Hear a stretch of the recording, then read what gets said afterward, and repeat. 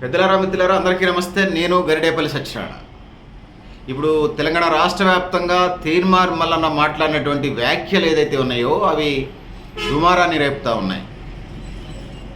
జాగృతి జాతీయ అధ్యక్షురాలు కవితక్క మీద చేసినటువంటి మాటలు ఏదైతే ఉన్నాయో, కవితక్కకి బీసీలకి లేకపోతే కవితక్క కుటుంబానికి బీసీలకు సంబంధించి కంచపొత్తుందా వియ్యపొత్తుందా అనే మాటల్ని, దాన్ని గ్రామీణ ప్రాంతాలకు సంబంధించి అది వాడుక భాష. సో దానికి సంబంధించి జాగృతికి సంబంధించినటువంటి కార్యకర్తలు తీర్మార్ మల్లన్న ఆఫీస్ మీద దాడి చేయటం, తీర్మార్ మల్లన్నకు సంబంధించినటువంటి గన్మెన్ గాలిలోకి 5 రౌండ్లు కాల్పులు జరపడం రాష్ట్ర వ్యాప్తంగా ఇప్పుడు చర్చ జరుగుతూ ఉంది. ఇప్పటికే బీసీ ఉద్యమం రాష్ట్రంలో తెలంగాణ సకల హక్కుల జనగణన జరిగినది. అదేవిధంగా దేశవ్యాప్తంగా కూడా 2026 ఏప్రిల్ నుంచి అక్టోబర్ మధ్యకాలంలో దేశవ్యాప్త సకల హక్కుల జనగణన జరిగే నేపథ్యంలో ఇలాంటి చెదురుమదురు సంఘటనలు కొంచెం ఉద్యమానికి సంబంధించి ఇబ్బంది ఉన్నా కూడా అది గ్రామీణ ప్రాంతాల్లో వాడుక భాషగా ఉన్నదనేది మనం చెప్పుకోవచ్చు. ముఖ్యంగా తీర్మార్ మల్లన్న వ్యాఖ్యలు కానీ లేకపోతే బీసీ సమాజానికి సంబంధించి కానీ వచ్చినప్పుడు, అటు వెలమ సమాజ వర్గానికి సంబంధించి వచ్చినప్పుడు వాళ్ళకి వెలమలకి బీసీలకి పెళ్లి సంబంధాలు లేవు అనేది ఉద్దేశం తప్ప మరెక్కడి కాదు అని తెలియజేసుకుంటున్నాను. ముఖ్యంగా గ్రామీణ ప్రాంతాల్లో రాళ్ళకట్ల మీద కూర్చున్న, అదేవిధంగా అరుగుల మీద కూర్చున్న, పంచాయతీ ఆఫీసుల ముందు కూర్చున్న జనరల్గా అవి అనుకునే మాటే అది. సో దాన్ని స్పోర్టివ్గా తీసుకోవాలి. నిజంగా జాగృతికి కవితక్కకి నిజంగా బీసీల పట్ల ప్రేమ ఉంటే ఖచ్చితంగా బీసీలకి సంబంధించి 42% రిజర్వేషన్లు అమలు చేసే దాంట్లో క్రియాశీలమైన పాత్ర పోషించాలి. బీసీల మీద, బీసీ ఉపకులాల మీద, బీసీల నడుపుకునే ఆఫీసుల మీద దాడి సరైన చర్య కాదు. నిజంగా మీకు చిత్తశుద్ధి ఉంటే మీ పార్టీ తరఫున కూడా 42% బీసీలకు వాటా ఇచ్చే ప్రయత్నం అయితే చేయండి. అంతే తప్పితే బీసీ లీడర్ల మీద దాడి చేయటం కరెక్ట్ కాదు. ఆ మాట జనరల్ గ్రామీణ ప్రాంతాల్లో పెద్దవాళ్ళని ఎవరిని అడిగినా చెప్తారు. ఇప్పుడున్న జనరేషన్కి ఆ మాట మీనింగ్ తెలియదేమో కానీ మేము చాకలోళ్ళు మంగళోళ్ళకి సంబంధించి మా మీద కూడా కొన్ని సెటైర్లు ఉన్నాయి. సాకలి మంగళ పొత్తు ఇంటికి రాదే ఇత్తంట. సాకలోడు మంగళోడు బొచ్చుకు, సాకలోడు బట్టలు ఉతకాల, మురిగుడ్లు ఉతకాల, మంగళోళ్ళు బొచ్చు కొరకాల. ఇదే వ్యవసాయం చేస్తే ఊరు కుట్టుబడుతుంది, ఊరు సంబంధించి శుభ్రం ఉండదని చెప్పేసి ఆ రోజుల్లో మాకంట కట్టారు. ఇప్పుడు మా సాకలోళ్ళు మంగళోడు కూడా ఎకరానికి 20 నుంచి 30-40 బస్తాలు కూడా ఎకరానికి పంటలు పండిస్తూ ఉన్నారు. సో ఇది పరిస్థితి. మేము మా చాకలోళ్ళు కానీ మంగళోళ్ళకి సంబంధించి కంచపొత్తు ఉంటుంది. వాళ్ళ ఫంక్షన్లకి మేము వెళ్తాం, మా ఫంక్షన్లకు వాళ్ళు వస్తారు. ఇది నాట్ ఓన్లీ ఖమ్మం జిల్లా, నాట్ ఓన్లీ తెలంగాణ, 29 రాష్ట్రాలు, 9 కేంద్రపాలిత ప్రాంతాల్లో ఈ వ్యవహారం ఉంటుంది. సేవా కులాలకు సంబంధించి ఆ రిలేషన్స్ ఉంటాయి. కానీ ఒకళ్ళకి ఒకళ్ళు పెళ్ళిళ్ళు, మా చాకలోళ్ళ మంగళోళ్ళకి ఇటం, మంగళోళ్ళ చాకలోళ్ళకి ఇటం అనేది దేశంలో ఎక్కడా మీకు కనిపించదు. 100కి కాదు, 100కి అసలు ఉండదు, 1,000కి కూడా ఉంటుందని చెప్పలేము. సో తీర్మార్ మల్లన్న వ్యాఖ్యలు దానికి సంబంధించినవి తప్పితే మరొకటి కాదు అని తెలియజేసుకుంటా ఉన్నాను. సో నిజంగా జాగృతి ఆర్గనైజేషన్కి కానీ లేకపోతే కవితకి కానీ నిజంగా బీసీల పట్ల ప్రేమ ఉంటే రాబోయే కాలంలో జాగృతిలో కానీ లేకపోతే కవితక్క ఎమ్మెల్సీగా పనిచేస్తున్నటువంటి రాజకీయ పార్టీ అయినటువంటి బీఆర్ఎస్లో కానీ ఖచ్చితంగా బీసీల వాటా బీసీలకు ఇప్పించే ప్రయత్నం చేయండి. గతంలో కవితక్క పార్టీ కానీ బీసీలకి స్థానిక సంస్థలో రిజర్వేషన్స్కి వచ్చినప్పుడు గత కాంగ్రెస్ ప్రభుత్వం కానీ గత తెలుగుదేశం ప్రభుత్వం కానీ 34% రిజర్వేషన్లు అమలు చేస్తే వీళ్ళొచ్చి గత బీఆర్ఎస్ ప్రభుత్వం 34% రిజర్వేషన్ని 19% తీసుకొచ్చి 2,000 సర్పంచ్ పోస్టులు, 2,000 అంటే రిజర్వేషన్ తగ్గించడం వల్ల 2,000 సర్పంచ్ పోస్టులు, 2,000 ఎంపీటీసీ పోస్టులు, 3,000 దాకా వార్డు మెంబర్లు, కౌన్సిలర్లు, కార్పొరేటర్ పోస్టులు, అంటే సుమారుగా 7,000 మంది ప్రజాప్రతినిధులు కాకుండా బీసీ సమాజం నుంచి ఎలక్ట్ కాకుండా గత బీఆర్ఎస్ పార్టీ అడ్డుకుంది. అప్పుడు మరి నిజంగా బీసీల పట్ల ప్రేమేటిపోయింది కవితక్కకి అని ఈ సందర్భంగా అడుగుతూ ఉన్నాం. సో సోదరులారా, సోదరిమణులారా, కవితక్క అంటే మాకు గౌరవమే. కవితక్క అంత స్థాయిలో కాకపోయినా మా ఇంటికి వచ్చినప్పుడు మీరు 2,000 రూపాయలు, 3,000 రూపాయలు, 4,000 రూపాయలు చీర సారే పెడతాం, అక్కకి పండ్లు పెడతాం, మా చేతనైన స్థాయిలో మేము భోజనం పెడతాం. కవితక్క అంటే మాకు వ్యక్తిగతంగా గౌరవమే ఉన్నది. కానీ సైద్ధాంతికంగా చూసినప్పుడు బీసీ సమాజానికి సంబంధించి గత బీఆర్ఎస్ ప్రభుత్వం ఏం చేసింది అనేది మేము అడుగుతా ఉన్నాం.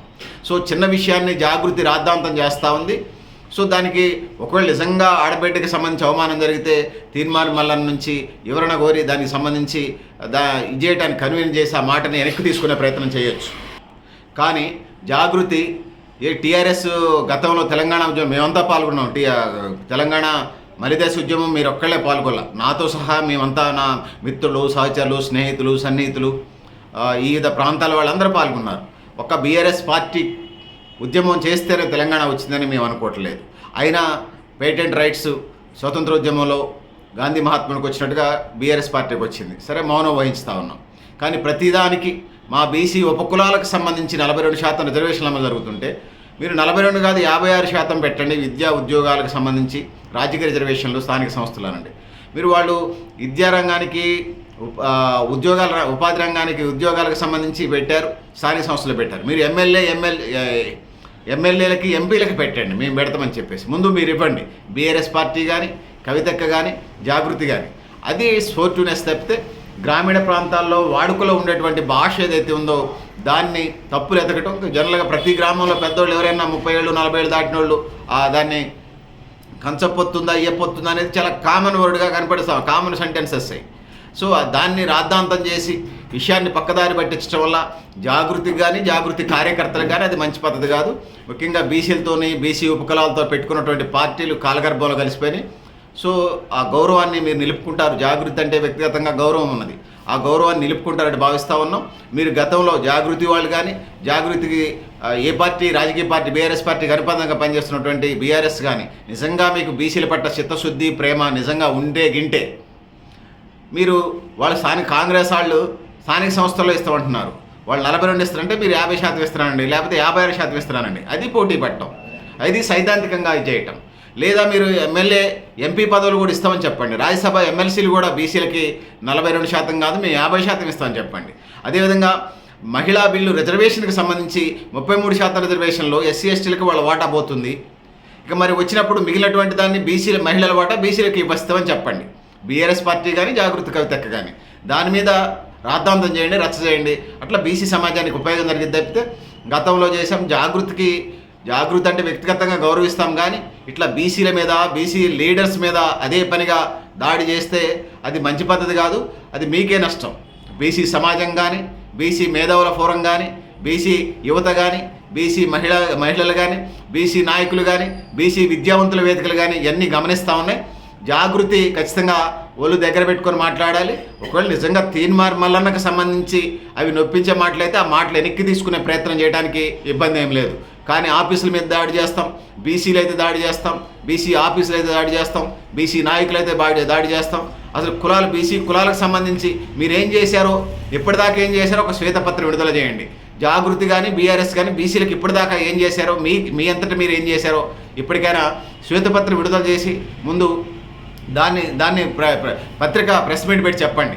అంతే తప్పితే చిన్న విషయాన్ని తీసుకొని బీసీల మీద, బీసీ లీడర్ల మీద దాడులు చేయడం కరెక్ట్ కాదు. అది గ్రామీణ ప్రాంతాల్లో భాష, అది గ్రామీణ ప్రాంతాలకు సంబంధించి. అట్లా చెప్పాల్సి వస్తే బీఆర్ఎస్ పార్టీ నాయకులకు సంబంధించి ఎట్లా దారుణంగా మాట్లాడతారో చెప్పాల్సిన పనే లేదు. సో అందుకోసం ఆడబిడ్డను గౌరవిస్తూనే కవితక్క మా ఇంటికి వస్తే మేము ఖచ్చితంగా సారే పెడతాం. మా ఆర్థిక స్తోమకు తగ్గట్టుగా 1000 రూపాయలదా, 2000దా, 3000దా, 4000దా పెడతాం. సో అది వ్యక్తిగతంగా దానికి సంబంధించి చెప్తే దీన్ని రాజకీయ రాద్ధాంతం చేసి జాగృతో, బీఆర్ఎస్ ఆ రాద్ధాంతంతో క్యాచ్ చేసుకుందామంటే కుదరదు. ఖచ్చితంగా మీ సైద్ధాంతికంగా మీ స్టాండ్ ఏందో చెప్పాల్సిన అవసరం ఉంది. ఎమ్మెల్యే సీట్లకు మీరు ఎంత ఇస్తారు, ఎంపీ సీట్లకు మీరు ఎంత ఇస్తారు, మీ పార్టీ పదవుల్లో ఎంత ఇస్తారు, జాగృతి పదవుల్లో మీరు ఎంత ఇస్తారు, ఖచ్చితంగా స్థానిక సంస్థల్లో వాళ్ళు 42 అంటున్నారు కాంగ్రెస్, మీరు ఎంత ఇస్తారు, అది చెప్పి ప్రజల ముందుకు రాని తప్పితే ఇట్లాంటి రచ్చలు రడాలు చేసేసుకొని మీరు ఎప్పుడు గతంలో అది నడిచింది మళ్ళీ ఇదే నడుస్తుంది అనే కథ అయితే కరెక్ట్ కాదని తెలియజేసుకుంటూ, సో ఆత్మవిమర్శ చేసుకొని బీసీ నాయకుల జోలికి, బీసీ ఉపకులాల జోలికి రాకుండా ఉండాలి. సో ఏమైనా ఉంటే తరతరాలుగా యుగాలుగా బీసీ సమాజం మీద ద్వితీయ శ్రేణి పౌరులుగా స్వాతంత్రం వచ్చిన తర్వాత కూడా ఎస్సీ ఎస్టీలకి, తమ్ముళ్ళకి రిజర్వేషన్స్ వస్తామని రాజ్యాంగం ప్రకారం స్వాగతిస్తూ ఉన్నాం. తమ్ముళ్ళు మంచి బతుకుతున్నాండి. మరి మీరు గతంలో ఈ 7000 పోస్టులు, సర్పంచులు 2000 పోస్టులు కానివ్వండి, ఎంపీటీసీలు 2000 పోస్టులు కానీ, వార్డు మెంబర్లు, కార్పొరేటర్ల కౌన్సిల్లో 3000 పోస్టులు, 7000 పోస్టులు మరి బీసీ నోటికాడ కూడు లాగేసుకొని ధనవంతులకి, పెట్టుబడిదారులకు అప్పచెప్పారు. మరి బీసీ సమాజం ఇదంతా సహించలేదా? చిన్న మాట, అది కూడా గ్రామీణ ప్రాంతంలో ఉన్న మాటను పట్టుకొని మీరు రాద్ధాంతం చేస్తున్నారు. జాగృతికి ఈ సందర్భంగా పునరాలోచన చేసుకోమని ఈ సందర్భంగా అడుగుతా ఉన్నాం. సో ఇదే దాడులు అంటే బీసీ సమాజం మీద దాడులుగా భావిస్తాం. ఖచ్చితంగా బీసీ ఉపకులాలు కూడా గమనిస్తూ ఉన్నాయి, బీసీ విద్యావంతుల వేదికలకు గమనిస్తూ ఉన్నాయి, ఇవన్నీ గమనిస్తూ ఉన్నాయి.